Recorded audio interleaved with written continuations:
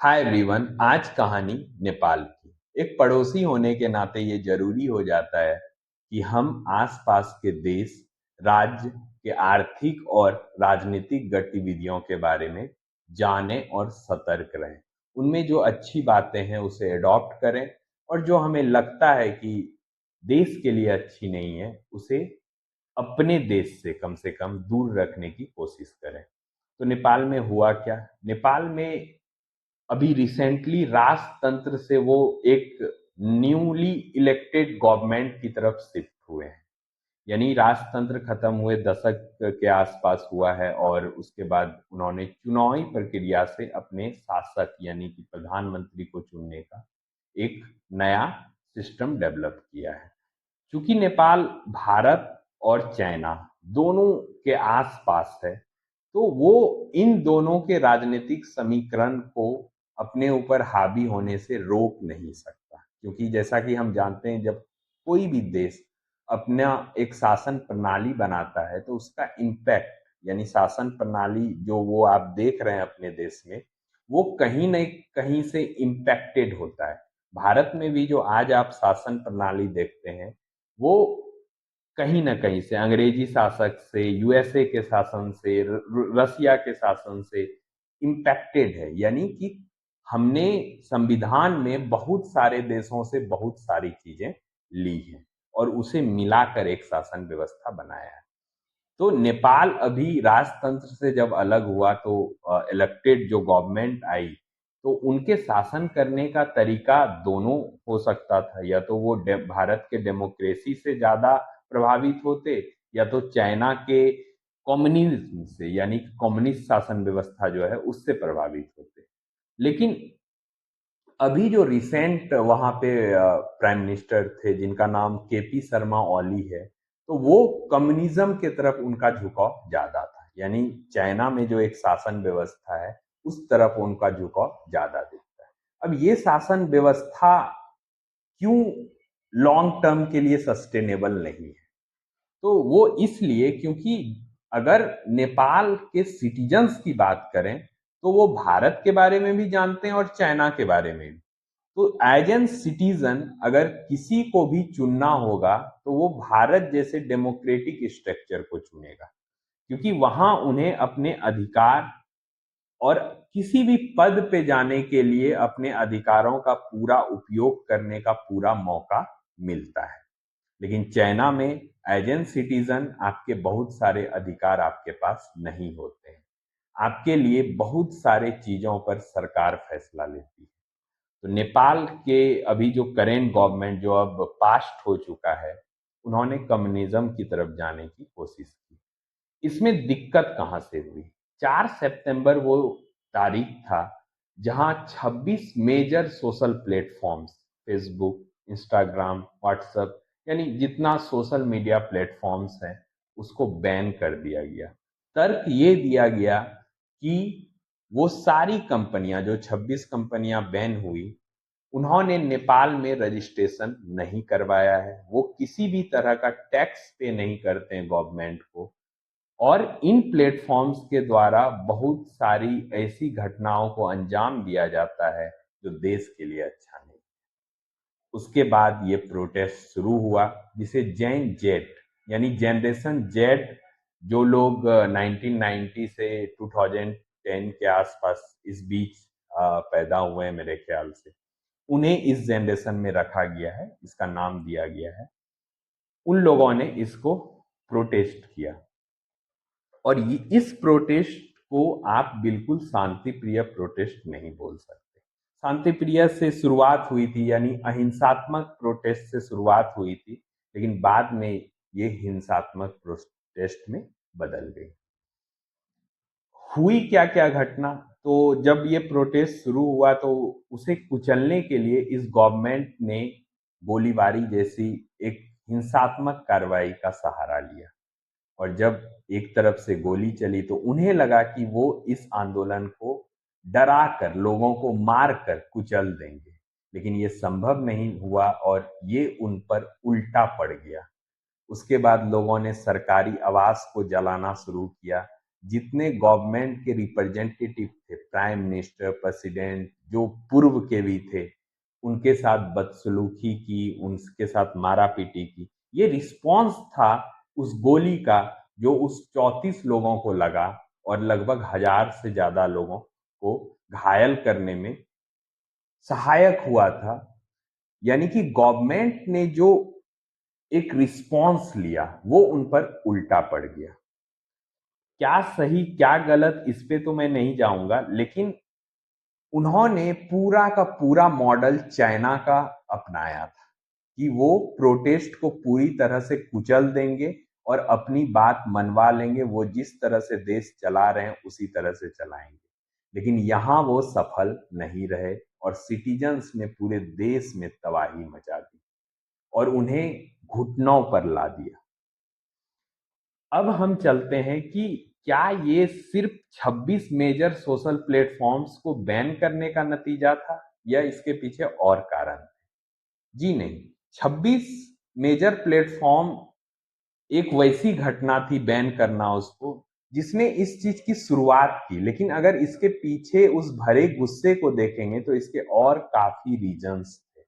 उसमें सबसे बड़ा रीजन था पिछले सारे गवर्नमेंट का करप्शन, और वो करप्शन लोगों को दिख रहा था क्योंकि जो पॉलिटिकल लीडर्स थे और उसके साथ जो लोग मिले हुए थे उनका लाइफ स्टाइल और जो सिटीजन्स थे उनका लाइफ स्टाइल के बीच बहुत बड़ा फर्क था और वो उसे अपनी नंगी आंखों से देख पा रहे थे। तो उन्हें लग रहा था कि उन्हें ठगा जा रहा है इस शासन व्यवस्था के तहत, क्योंकि डेमोक्रेसी जैसी स्थिति में अगर आपका लीडर या लीडर के बच्चे बहुत अच्छा लाइफ स्टाइल जी रहे हैं और आप एकदम से निम्न लाइफ स्टाइल में जी रहे हैं, इसमें अगर थोड़ा अंतर हो तो चलेगा, लेकिन इसमें जब बहुत भारी अंतर होता है तो लोगों में आक्रोश पैदा होता है और उस आक्रोश का कोई हल नहीं होता है। आप चाहे उन पे गोली चलवाओ, चाहे आप अपने सभी शस्त्रों का उपयोग कर लो, वो आपको कुचल देंगे। ये सिखाया जैन जेट ने। अब आते हैं हमें इससे क्या सीखना चाहिए। हमें इससे ये सीखना चाहिए कि गवर्नमेंट जो भी है वो आपके भरोसे है, लेकिन आप अगर गौर से देखोगे तो आप पाओगे कि आप जिस देश में रह रहे हो, जिस डेमोक्रेसी में रह रहे हो यानी भारत में, वहां चीजें उल्टी हो गई हैं। जो लीडर्स हैं उनसे लोग डरने लगे हैं, जबकि ये चीजें डेमोक्रेसी में उल्टी होनी चाहिए। यानी सिटीजन का डर हमेशा लीडर के मन में रहना चाहिए। क्या वो हमेशा आपसे डरते हैं? आपने गौर किया होगा, इसी डर को भगाने के लिए उन्होंने अपने आसपास घेराबंदी बना ली है। उन्होंने लोगों से मिलना जुलना कम कर लिया है, अपने आप को एक ऐसे जोन में रखते हैं जहां संभावित सारे हमलों को दरकिनार किया जाए। जब भी आप उनसे मिलने की कोशिश करो, प्राइम मिनिस्टर से मिलने की कोशिश करो, प्रेसिडेंट से मिलने की कोशिश करो, तो वो हर हद कोशिश करते हैं कि आपसे कम से कम मिला जाए, ताकि वो जो करना चाहते हैं वो कर पाए और आपके मन की जो बात है वो आप उस तक पहुंचे ही नहीं। क्योंकि हर एक गवर्नमेंट को जब आप लगातार पावर देते हैं, जैसे हमारे देश में एक समय पर कांग्रेस को लगातार सत्ता में रखा गया, अभी भाजपा की वही स्थिति है कि लगातार सत्ता में हम उसे रख रहे हैं। तो जब कोई पार्टी लगातार सत्ता में रहती है तो उसके अंदर एक अहंकार जैसी भावना हो जाती है और उन्हें लगता है कि वो जिस तरह का देश बनाना चाहते हैं वो बनाएंगे, चाहे वो सिटीजन के लिए अच्छा हो या बुरा। लेकिन नेपाल की घटना ने बता दिया कि सिटीजन अगर चाहें, अब नहीं पता भारत के युवाओं में किन किन तरह का प्रॉब्लम, मेरे ख्याल से भारत के युवाओं को जब मैं देखता हूं तो वो थका हारा दिखता है, उसके अंदर कुछ भी नहीं बच गया है। वो पढ़कर जॉब करना या फिर व्यवसाय करके पैसे कमाना, इसी में इतना रम गया है कि उसे समझ में ही नहीं आ रहा है कि वो जो टैक्स के पैसे पे कर रहा है, यानी गवर्नमेंट तो हम ही चलाते हैं, यानी हमारे ही पैसे से चलती है। आप देते हैं टैक्स, एक रिक्शा चालक से लेके एक बड़ा कारपोरेट हाउस टैक्स देता है जिसके वजह से ये गवर्नमेंट चलती है। लेकिन हम उन्हीं लोगों को जो हमारे पैसे पे पलते हैं उनसे कुछ पूछ ही नहीं रहे। पूछने की तो बात छोड़िए, मतलब पूछने की हिम्मत ही नहीं जुटा पा रहे। आप सोचिए नेपाल के युवा कितना करेज रखते हैं और उन्होंने ये दिखा दिया कि आप हमारे भरोसे हो, अगर हम चाहें तो आपको मारेंगे, हम आपको पीट सकते हैं, हम आपको डरा सकते हैं, आप हमें नहीं डरा सकते क्योंकि आपका वजूद हमारे वजह से है। ये बातें हमें नेपाल के युवाओं से सीखनी चाहिए। हम यहां बैठ के क्या बात करते हैं कि हर चीज का हल हिंसा नहीं है, और आप गौर करेंगे वैसा हर तरकीब लीडर्स यूज करते हैं जिससे आप जनता को डराया जा सके। आपको पिटवाया जाता है, आपको मरवाया जाता है, कोई फर्क नहीं पड़ता। लेकिन आप गौर करना कि वो आप ही के पैसे से रिसोर्स खरीदते हैं और आप ही पे अप्लाई करते हैं। यानी आपसे बड़ा बेवकूफ तो कोई नहीं है। और जब मैं आपकी बात करता हूं उसमें मैं भी आता हूं। तो आज जरूरत है नेपाल से ये सीखने की कि युवा अगर हैं आप तो आप में इतनी तो होनी चाहिए कि कोई लीडरशिप विकसित करें जो सारे पार्टियों को ये बता दे कि तुम अगर अच्छे से काम नहीं करोगे तो तुम हमारे किसी काम के नहीं हो, और अगर तुम हमें डराने की कोशिश करोगे तो हम तुम्हें उससे दुगुना ज्यादा डराएंगे और खदेड़ भगाएंगे। ये एक साफ साफ मैसेज जैन जेट के तरफ से था नेपाल का। उसके बाद नेपाल में क्या स्थितियां हुई, उसके बाद हम लोग नेपाल में स्थितियों को सुधरते हुए देख रहे हैं। जैन जेट का जो एक रिप्रेजेंटेशन माना जा रहा था, फॉर्मर सुप्रीम कोर्ट की चीफ जस्टिस सुशीला कार्की उनका नाम है, जिन्होंने एक भ्रष्टाचार के खिलाफ मूवमेंट चलाया था, उन्हीं को लीडर घोषित किया गया है। और 2026 मार्च में नेक्स्ट इलेक्शन की प्रोबेबिलिटी बन रही है, जिसके बाद एक सरकार का गठन होगा। और जब जैन जेट से पूछा गया, उसके कुछ रिप्रेजेंटेटिव, ऐसे तो आप इंडिकेट नहीं कर सकते, वो एक भीड़ थी जो ये काम कर गई, उनसे जब पूछा गया कि आप सरकार में आना चाहते हैं क्या, तो उनका बड़ा अच्छा जवाब था कि वो वॉच डॉग बन के रहना चाहते हैं। यानी एक ऐसी संगठन होनी चाहिए किसी भी डेमोक्रेटिक कंट्री में जो सरकार का वॉच डॉग हो, कि अगर तुम अच्छे से काम नहीं करोगे, जनता से जो वादा करोगे उसको पूरा नहीं करोगे, टाइम टू टाइम जनता से मिलोगे नहीं, एटीट्यूड में रहोगे, ईगो दिखाओगे, अपने सुरक्षा घेरा में खुद ही हीरो के तरह अपने आप को प्रेजेंट करोगे, तो हम तुम्हें छोड़ेंगे नहीं।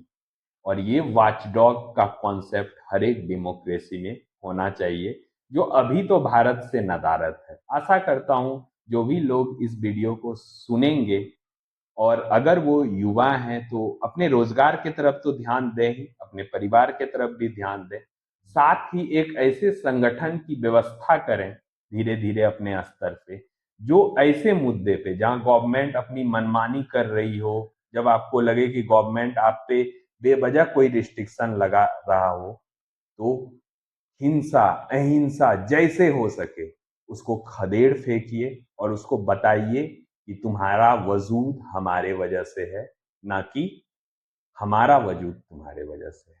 डेमोक्रेसी मुझे लगता है इसी तरह से चलनी चाहिए। मिलते हैं अगले वीडियो में, तब तक के लिए सारे लोगों को